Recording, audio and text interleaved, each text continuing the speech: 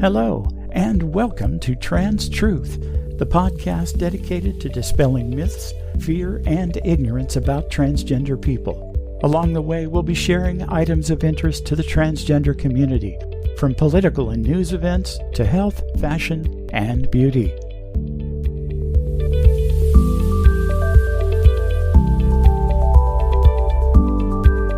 And now, let's have a look at some news items that should be of interest to our listeners.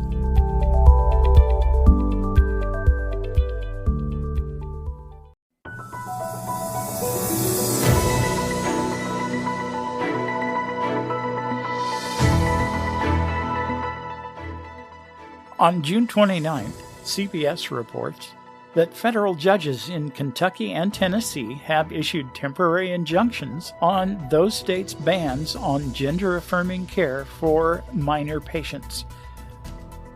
Handing down the rules shortly after the statute were set to go into effect Wednesday, the rulings are similar to roadblocks federal courts have thrown up against Republican-dominated states trying to prevent young people from receiving transgender care. Meanwhile, lawmakers in North Carolina were also finalizing their own versions of gender-affirming care bans. Now, at least 20 states have enacted laws restricting or banning outright gender-affirming care, even though it's been available in the United States for more than a decade and is endorsed by major medical associations like the American Medical Association, the American Psychological Association, and the American Academy of Pediatrics. Federal courts have been quick to block these laws from going into effect. And last week, a federal judge struck down Arkansas's ban as unconstitutional and issued a permanent injunction on that ban. This fight is far from over, but the trends we're seeing in the federal courts are very encouraging. On June 27, the New York Times reported that a new study using 4 decades of health data from Denmark shows that transgender people definitely have an increased suicide risk. Transgender people in that country had a 7.7 times higher rate of suicide attempts and 3.5 times the rate of suicide deaths compared with the rest of the population. This is obviously a huge problem, said Dr. Morten Frisch, a sexual health epidemiologist at Statens Serum Institute in Copenhagen, and a co-author of the new study. The findings, published on Tuesday in the Journal of the American Medical Association, come at a charged political moment in the United States, where Republican lawmakers across the country have enacted laws targeting sexuality and gender identity. Drag performers, bathroom use for transgender people, and gender-related healthcare. And we point out, yet again, that all of these legislative actions are in direct contravention of the opinions and recommendations of virtually all medical experts. The Associated Press reported on June 29th that the Democratic governor in Kansas has declared that the state will keep allowing transgender citizens to alter their driver's licenses and birth certificates, despite a new law aimed at preventing it. And just as we were recording this session, there's a report that the state attorney general, who has been at odds with the governor on this, has filed suit. Governor Laura Kelly issued a directive that allows state agencies under her control to defy a legal opinion issued earlier this week by Republican State Attorney General Chris Kobach, telling them to follow their lawyer's narrower view of the law. Kobach has told reporters that if Kelly's administration did not follow his opinion, he might sue her. And in fact, as we record this, news has come down that Kobach has done exactly that. That's right, the state attorney general in Kansas is suing the governor so that he can keep discriminating against transgender residents of that state.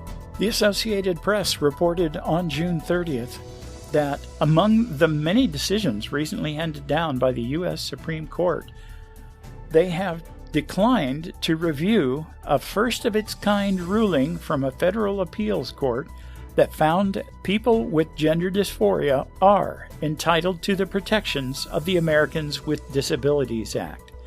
In a 7-2 decision, by declining to hear this case, the Supreme Court implicitly acknowledges what those who have seriously examined the issue have concluded. The ADA protects people who experience gender dysphoria, including transgender and non-binary people, from being discriminated against on that basis, said Olivia Hunt, Policy Director for the National Center for Transgender Equality. Again, that was a 7-2 decision, with Justices Alito and Thomas dissenting. On July 4th, Politico published an article titled "The Delaware Senator Who Transformed Joe Biden's View of Transgender Rights." In the article, they say that Sarah McBride, the nation's first transgender state senator, has been a major force in forging the president's worldview of LGBTQ rights. Speaking before the largest Pride celebration in White House history this month, the president looked out at the crowd, marveled at the people in front of him, and recognized leaders across our administration, like Transportation Secretary Pete Buttigieg and HHS Assistant Secretary for Health Rachel Levine. Along the way, Biden dropped another name of a relatively obscure Delaware state senator. Biden said, "I am proud that back home in Delaware, we have the first transgender state legislator in American history, Sarah McBride." McBride's ties with the Biden family go back over 15 years. And just last week, McBride, the country's first transgender state senator, announced she's running for Delaware's open House seat, a bid that could make her the first openly transgender member of the U.S. Congress. Good luck, Sarah. We are behind you. And finally, on June 28th, NPR's Tanya Mosley, on an episode of Fresh Air, interviewed Aidan Key, who explained why U.S. schools are seeing an increase in transgender students and how educators can respond to anti-LGBTQ curriculum measures. Aidan's book is called Trans Children in Today's School. As always, links to all these news stories are available in the episode notes at www.transtruth.info.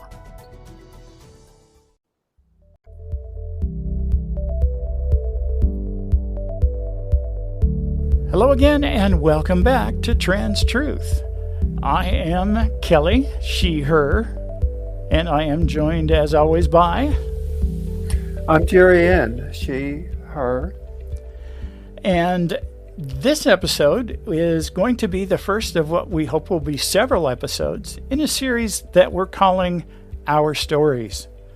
And in this first episode, I will be interviewing my co-host, Jeri Ann Young. Jeri Ann and I have known each other for years, and I feel like I could do a fair job of telling her story all by myself, but she's sitting right here, so I'm not taking any chances. All right, Jeri Ann, I'm going to fade out the music, and it's your show. Okay, so where do you want to start? You want to start in the middle and work our way out? You want to start at the beginning? Well, let's start at the very beginning. This is such a cliche question.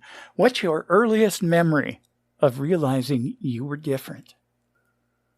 That is a hard one, but I have two poignant memories, and one is frustrating and one is just horrific. But one memory was lying in bed one night, and I'm guessing I'm 4 or 5 years old. And I know it was a winter night because I was lying in bed under a ton of quilts. And we didn't have heat in our house. We were very poor. But I was so troubled I couldn't sleep. I was wide awake and just experiencing severe angst. And I remember crawling out from all those quilts and slipping over the side of the bed. And in the very best prayer posture that I could muster, putting my hands together on my knees on the side of that bed, I prayed to God to make me a girl. And satisfied that I had done everything perfectly, I climbed back in bed and slept under those heavy quilts and fell asleep, content that when I woke up, I would be a girl. Of course, I was disappointed and really shocked because I thought I'd done everything right. What's crazy is I don't know where that whole prayer thing came from. Well, My family never went to church. We didn't pray. wow. We didn't even have television. I didn't even see it on television. So I don't know where the notion to pray ever Well, came from. let's back up just a little bit. You mentioned laying under the quilts and feeling this angst. What was that about? What were you? Well, everybody in my world thought I was a boy. And you had just always known otherwise? Yeah. Oh, Yes. okay. Yes. Yeah. Yeah. I remember. Well, I say I remember. It's not a specific memory, but I have a vague recollection of a realization that oh, they think I'm a boy, but I'm not. I better keep this to myself, or I'm going to get in trouble. To give you an example of how much trouble I might get in, and I can't remember if this was before or after. I think it was probably after. I was in our bathroom, which consisted of a clawfoot tub and a toilet and a little lavatory hanging on the wall and a Ringer wash machine. And I had, I think there was a medicine cabinet, but I got a hold of some red lipstick that belonged to my mom. And I was putting on a lipstick, and my mom noticed the door was shut. And you never shut doors in our house. And so she started hollering, what are you doing? Open that door, and the situation just got really intense. And I'm trying to wipe the lipstick off, and that old timey lipstick from 100 years ago wouldn't wipe off. You need paint remover to get that stuff off. And anyway, Mama busted the latch hook off of that wooden bathroom door and came in and just went berserk and started beating me, slapping me one side of the face and the other side of the face, and beating me on top of the head. And she beat me until she got tired. So I kind of learned to keep anything feminine to myself. So yeah, those are two At what age early was memories. this? I'm guessing it was probably around age 5, 4 or 5, something like that. You already kind of answered the next question I had, which is, what was the cultural environment like for you at various stages of your life? Well, we have to use the term culture and very loosely. Neither parent finished 8th grade, and there was no culture coming into our home. We didn't have, like I said, we didn't have a TV. We had a radio. Didn't have a car, so we never went anywhere unless it was walking or on the bus. So the exposure to any kind of culture was limited. But to say the least, my parents, and I guess my whole family, were racist and bigoted and narrow-minded and certainly not enlightened. So that, I guess you could say, that was the cultural environment, as it were. Did that change for you at anywhere along your lifetime?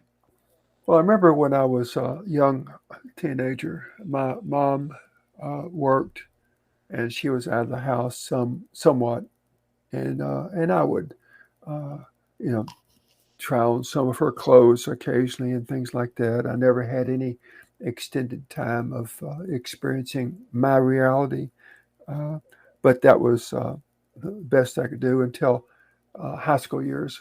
When I was in high school, my parents took their very first vacation, and they actually flew to another state to visit my mother's sister, and they were gone a week. So they gave me a little slack time. Of course, I had school to go to, and but had a little more flexibility. But uh, I was on my own when I was 20, and so I had little brief episodes then.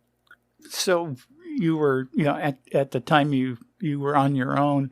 From the time you were on your own, you had at least some more opportunity to express your gender identity. Some more, not a lot. I was I had gotten married at an early age. It was expected, sat next to each other in the homeroom, and we dated. And back in those days, back in the '60s, that's what was expected of you. You get married and settle down, get a job, have a family. And actually, in the back of my mind, and when I reflect back on it, there was a sense of being able to cure myself with love and Mm-hmm. marriage, and just kind of fake it until you make it, and pretend to be normal. So yeah, but there were times when I was home alone. My spouse would be out of town for a few days or maybe a week, and I had gathered some things that got hidden in the attic or something like that, and I would. Of course, the area I lived in was mm, pretty bigoted, I guess you could say. And I would drive to Houston. Back then, it was about 2 hour drive to Houston, and it was against the law in Houston then too to present as female. But in the big city, you could get lost a little easier than in a small town. So I would escape to Houston and have a few hours of normalcy. I can say that now. That was my normal. Right. That's when I felt normal. Um, that's a real familiar theme. Having to find a few hours here and there to just feel normal. And I think that's a message that doesn't get communicated about trans people.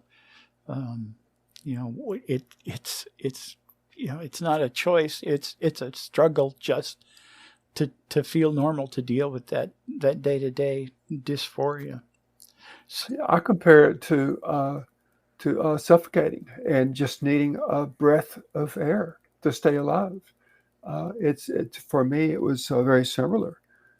These brief episodes, and sometimes it was a week at a time, but they were so necessary. But I bought some time um, when when I was in my late 20s.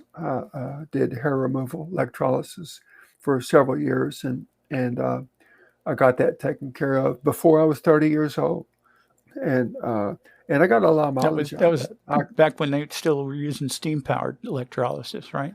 No, no, there was a guy outside flying a Oh, kite. okay. Yeah, and he had a wire attached to that kite. And that wire came in through the Well, window that's why to it that took years. You needle. had to wait for the thunderstorm then. That's right. That's right. Yeah, this bald head dude with the little wire rim glasses out there. So So, go ahead. but anyway, I got a lot of mileage out of that. Then I could look in the face. I'm sorry, look in the mirror at a clean face, and I didn't have to shave.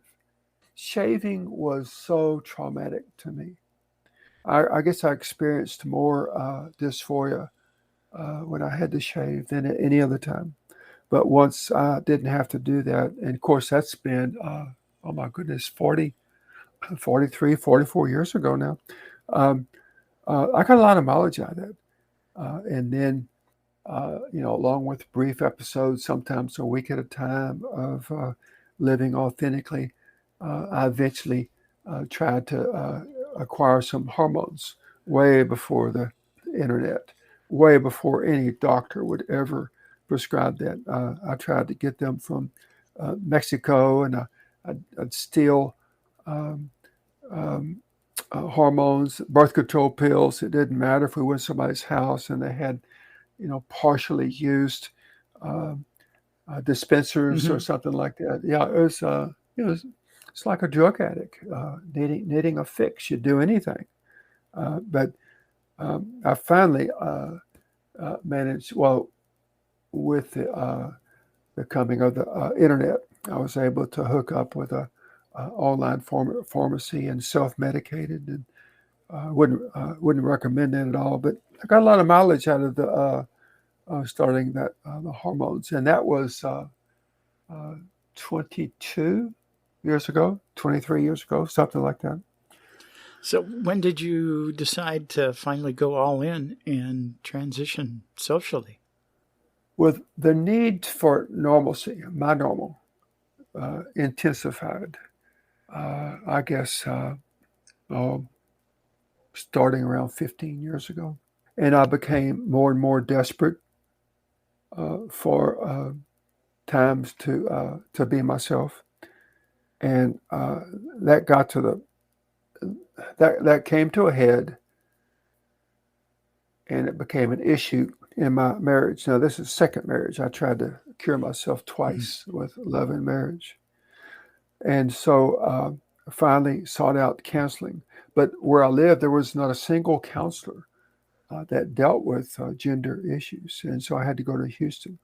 And I went to one of the foremost gender counselors in the nation. It was right here in Houston. And took my spouse.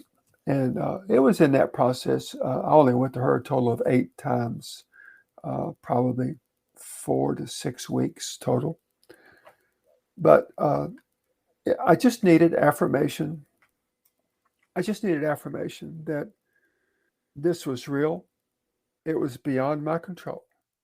Actually, she said it was a medical condition that I was born with. I didn't ask for it, and there was no cure for it. And not only would it not go away, it would get worse with time. So knowing that, it took, I don't know, a week or two to process.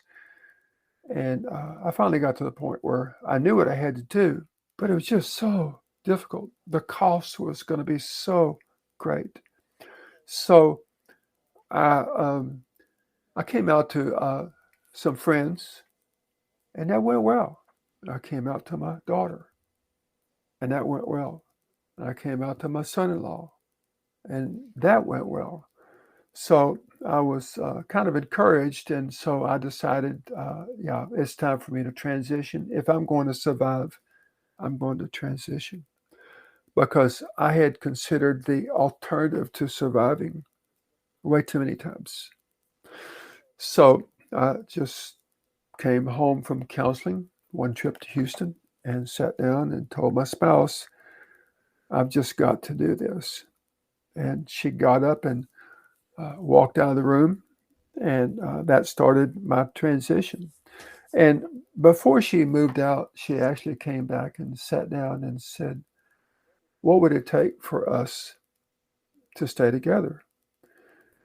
And I said, oh, just join me in this journey. And she said, we can't do that around here. And I said, oh, I know that. We'll just move to some fabulous place, and we'll have the experience of a lifetime. And she thought for a minute, and she said, I can't leave my church and my friends. And she got up and walked out. And when she moved out, then I stopped the facade and started living authentically right then and there. We can't do that around here. That you know, which is another way of saying I would be embarrassed to be in a relationship with you, because Yes. all my friends, everybody. Well, it's more than that. It became a dangerous place to be. it was several months before I could sell the house and move away. But in that time, I had people banging on my door, and I had to disconnect the landline. It was Good blowing up, and I grief. thought about changing my cell number. Um, People would flip me off as I passed down the street. It was just a dead end street with 12 households. I'd go to the grocery store, and people would scowl at me and you know, make obscene gestures. And I got to where I'd go to the grocery store in another city. It was just a horrible environment to try and survive in. And so that's, uh, I'm not sure that was what she meant, but yeah, you can't transition it in that area. And not being someone who had, hundreds of friends and thousands of acquaintances and Yeah. decades of history and acclaim and all that kind of stuff. No, they don't accept that kind of stuff. Talking about how all virtually overnight, almost everybody who knew you became hostile to you, flipped you off, gave you dirty looks. I mean, that's a common story we hear from people who transition, but it never ceases to shock me. That people that have known you for decades all of a sudden decide you're somebody else. Mm. So what this is probably not a fair question, but why did it take so long to reach that point? What kept you from pulling the trigger and saying, I've got to do this now? The cost was too great. I knew that I would lose Yeah. property and wealth and friends and acclaim and family. I knew that I would. There was a high probability of losing that. So I held out as long as I can, and it seemed like other people's happiness hinged on my pretending to be something I wasn't, and so I did it for others. And I didn't want to. I didn't want to end up marriage. I didn't want to divide assets or anything like that. I didn't want to have to live alone. But uh, that came with living, and the alternative is not living. Yeah. So Yeah. So you mentioned that early on you had some supportive friends and family. Has that changed? And if so, yeah, how? yes, it's changed. Uh, yeah, I came out to my friend Jim. We'd been friends for I don't know 30 years or more, and he reassured me that everything would be okay. And we're still okay. We don't talk as much. He hasn't called me in a long time. In fact, I haven't talked to him in a year, almost a year. Uh, but if I call him, it'll be a pleasant Mm-hmm. conversation. He has not rejected me. I came out to my friend Keith and his wife Denise, and that went well. In fact, they helped me move. But something happened. Something happened after them, and I think that probably Keith and Denise ran into someone from my family in the grocery store or something like that, and they told him a bunch of horror stories, and Keith never responded to a text message or a call again, never. And so I really don't know, but I was abandoned by my best friend at the time, and came out to my daughter and my son-in-law, and somehow they were convinced to join in the corporate hating that the family seemed to be engaged in. So yeah, Yeah, um, that's an interesting phenomenon. I mean, we hear about it all the time. Pressure from family members and from other peers, kind of sabotaging what little relationship we can salvage. Um, but I've never heard of that actually being studied by psychologists or sociologists. Have you? no, I haven't. And my best guess is the dynamics behind that is that once people realize how your transition might jeopardize their standing in the community, how people will view them having a transgender friend, then they don't want to risk damaging their reputation, so to speak, or maybe uh, risking their job, their livelihood. For instance, my daughter, like teacher of the year in a very small school district, but it is even more bigoted than the area where I come from. In fact, the area where she's teaching school, so says, is the hangout of the Ku Klux Klan. And the stories go that just a few yards into the forest alongside the highway are moonshine stills and things like that. So, but when you're teacher of the year, you know, I guess it could be risky to have a family member who's transgender in a community that just doesn't agree with that. Well, speaking of teachers, you were an educator for Yep. almost your entire career and a school administrator. And Mm-hmm. I know that you have been approached in the not too distant past by some of your former colleagues. Yes, I've had some teachers that were on my staff. I was a school administrator for 25 years, but I've had a few teachers and a few students reach out on Facebook. I never did Facebook until I moved to Houston, and some organizations that I became affiliated with, nonprofits, they only do business through Facebook. So I had Yeah. to joined Facebook, and yeah, I had people reach out to me, and I've even met one of my former teachers for lunch, and yeah, I've had people reach out and supportive. How affirming is Uh, that? well, it's really great, and well, you went with me when I got two of my degrees Oh, yeah. Yeah. changed I and remember my that. name. We went to that university. You remember the I conversation do. with? She said, yeah. Was that crazy or what? Yeah. Yeah.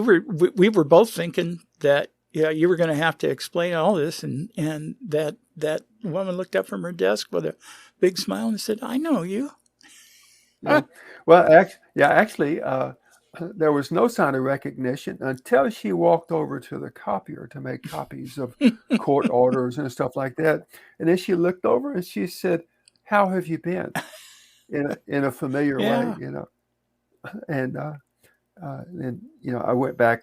I don't know, a week or two later, and brought her an apple pie for being nice, and we had a conversation, and she told me that she didn't recognize me at first, but when she saw the name, it all fell into place, Gosh. and she was just very nice and supportive. As it turns out, I had all four of her children come to school, and we were friends, and the kids liked me and thought the world of me. And as it turns out, her oldest son came out as gay. So they've experienced, kind of a, a change in course for their family. But what's so heartwarming about that, and I've heard of situations like I'm getting ready to describe. They got together, she and her husband, and all their kids, a daughter and two or three sons, I can't remember. And they talked about it, and they said, you know what, we're a family. We're going to love each other no matter what. We're going to deal with this. And so that's what they did. They supported that son, uh, sibling, and they moved on. That never became an issue again. It's amazing And how I hear, often that transformation in a family or a group takes place when one of their own. Um, yes, I know at least two trans women who, when they came out to their family, and they did so at a fairly young age, their family rejected them, but it didn't take long for their family to realize that they couldn't do that, and so they came around, and now they're supportive. It's like There never was a history of any, uh, you know, Yeah. involving any other gender. It's always been that way. Well, you have been something of a model in how to succeed post transition, but we're going to get into that in a minute. But in the meantime, let's talk about some of your biggest challenges that you faced since choosing to live as your authentic self. Well, for me, it was a challenge changing records, changing name and gender marker on records. In fact, I still struggle with that. There's some things I just can't seem to change. The more years you have, the more history you Yeah. have. And I don't mean in terms of time, but in terms of involvement. Your given name that we refer to as the dead name gets embedded in every nook and cranny of the internet, Yeah. Of the world. and Yeah. yeah, and it just cannot be uh, completely erased, and it will come back and back and back. I get phone calls asking for uh, a person that Doesn't exist anymore. yeah, and sometimes I don't know what to do about that. I've got some property that I just cannot get changed in another state, and I just cannot get them to change the name. And it's a type of harassment. They'll say that this word needs to be changed or that needs to be changed. When after I transitioned, I got a new passport because mine was getting ready to expire. But I couldn't get it in my new name. I had to get it in my dead name because that was a legal name at the time. And I thought, no big deal. I will just switch names. Well, 3 months later, I attempt to get the passport changed to reflect my real name and my real gender, and it got kicked out several times. It took me 3 attempts and a lot of money. Mm-hmm. Now, I understand that things have changed a lot since those days, but we had a different president, we had a different administration, and it just seemed like every direction you turned, Yeah. you Yeah. you met with entitled people who were just going to be assholes. Excuse my Yeah. language. And it's ironic that here in Texas today, as backwards as it is when it comes to all kinds of LGBTQ issues, it could be worse. Kansas's attorney general and their governor are currently suing each other about the attorney general's attempts to roll back identity changes on public records, that were pursued and granted by for transgender people in that state. So, I guess we could count our blessings as few as they might be in this state. Okay, what about your accomplishments? What are your biggest accomplishments? Your proudest moments since transitioning? Well, the pride, or I hate to use the word proud, but after my gender surgery, it was in another part of the country. There was a long healing time, but there was a point after I had mostly healed when the realization occurred to me that it was done, and the pursuit of all that was over. All the boxes had been checked, and all that was in front of me was a life to live, and I was just overcome with a sense of peace about that. And I know other trans women who, when they get to that point in their transition, the social transition and physical, medical, is all done. And there's nothing more to pursue than you are just awash in this sense of peace. Um, so that's an accomplishment. I wouldn't say it was uh, related to pride, but after I transitioned, I got a job driving for Uber. It was just 6 months, but that was a sense of accomplishment to know that I could earn money as my authentic self. As menial as that was affirming to know that as the person I was always meant to be, I could I could have a purpose and earn money. That was pretty affirming. Um, I say about six 6 years ago, I was asked to if I wanted to volunteer for Houston Livestock Show and Rodeo.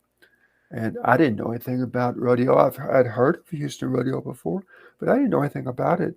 So I got on this team that sold tickets at the carnival, and so I was a ticket seller for 4 shifts one season. And the next season, I was a line buster. I was selling tickets outside the booth to people in long lines to reduce the length of the lines. And then COVID caused a shutdown, and then we had the rest of that season and another season completely off. And I decided to come back, and I come back as a wrangler, which is kind of a supervisor over a whole area, a zone, we call it. And then the next season, they asked me to be assistant captain on the team, one of the 3 assistant captains. And this year, I was selected as captain of the team. So I guess you could say that's an accomplishment. It's huge. And my being transgender has never been an issue. I don't know who does that say more about? The Houston Livestock Show and Rodeo leadership, or you? I think it's a combination of both. And I do too. I do too. Kelly, you know me. You've seen me in action. You know that you give me half a chance, and I'll love you until you ask me why. Yep. And I also know that you're being kind of modest. I mean, as big a deal as being a captain on one of the volunteer teams for the Houston Livestock Show and Rodeo, you're also a movie star in an award-winning independent film. Yeah, I forgot about that. Yeah, sure. Tell our listeners about that. Well, it's a documentary, and it's mainly about a mutual friend of mine and Kelly's that lives in the Houston area, and but the film company was urged to by the person that this is mainly about to contact me because we were friends, and they said you need to contact Jeri Ann Young because her story is completely different than mine. The film is about her transition and keeping a marriage together and a family intact. And my story is just the opposite of that. Everything fell apart. And so the director called me and asked if she could talk to me about it. I invited her to come over for supper that same night. And she walked in with her filmographer. Videographer. Yeah, videographer. Yeah, and they were filming from the time I opened the door until the time they left. 6 hours of filming, and so they put a few minutes of my story in this documentary, and it generated so much interest that they pulled the documentary and flew to Houston. Now, let's see, one flew from LA to Houston, one flew from Chicago, and one flew from New York. And they spent 3 days with me. And they followed me around doing my morning exercises, baking cupcakes to bring to my rodeo shift, working around the house, getting ready for my rodeo shift, going to the rodeo shift. and they added footage to the documentary for a grand total of 10 minutes. Well, this documentary opens at the Vail Film Festival and wins, I don't know, 1 or 2 awards, and then it goes to the Portland Film Festival, and at one of those it won 1 award, it won 2 awards, and then it goes to Manchester, England, and I think it won an award there, and then it came back to Hollywood for his first in-person screening after the pandemic. And yeah, the movie company flew me to Hollywood, put me up at the Hollywood Hilton for 3 days, picked me up with a limo, and to watch this in-person screening. So yeah, it was pretty cool. And that was at the famous theater in Hollywood, the Chinese theater. Yeah, the Chinese theater. Yeah, I mean, you can't make this stuff up. So yeah, I did the carpet walk and the photo op and all that stuff. Have you found an agent yet? No. I keep telling Jeri Ann she needs to get an agent, but she's complaining that the rodeo keeps her too busy. By the way, the movie is Our Dad, Danielle, and it's soon to be in general release, I believe. Yeah. Yep. It should be available through several streaming services. So yeah, the director called me last week, and we visited for a long time, and she still wants to do a feature just on my story, because this whole rodeo thing, it doesn't make sense. It doesn't fit. Right. It kind of defies the cliches. It doesn't fit in any known paradigm. Yeah. How a trans woman can, in Texas, for crying out loud, get involved with rodeo culture and succeed. Yeah. And just have a wonderful time and be thought of well. Yeah, I can't wait to see that project come to life, because it's going to be interesting. Well, do you have any final thoughts that you'd like to share with our listeners? Did we cover everything you think was important? I think so. Of course, there are a gazillion details in between all the main points that we hit. But I do want our listeners to know the purpose behind these stories. I went for decades thinking I was the only freak on the planet. And when I learned that there were other people like me, there was some peace that I gained from that. And all our stories are different, but there'll be somebody out there who has some similarities, and that's what we do it for. We're not doing this for us. I got better things to do.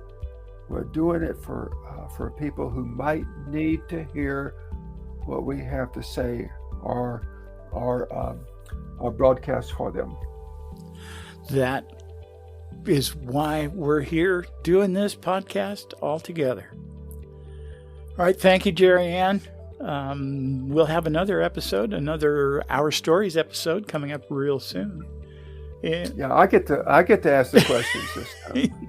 Oh, yeah, you gave it away. Yeah. You have been listening to Trans Truth, the podcast that speaks the truth about what it means to be transgender. If you are transgender yourself, you have a friend or loved one who is transgender, or if you are simply looking to understand more about the transgender experience, we hope that you have found this episode to be informative and enlightening. If you have any questions or comments, please feel free to contact us at info@transtruth.info. Copyright 2023 Trans Truth.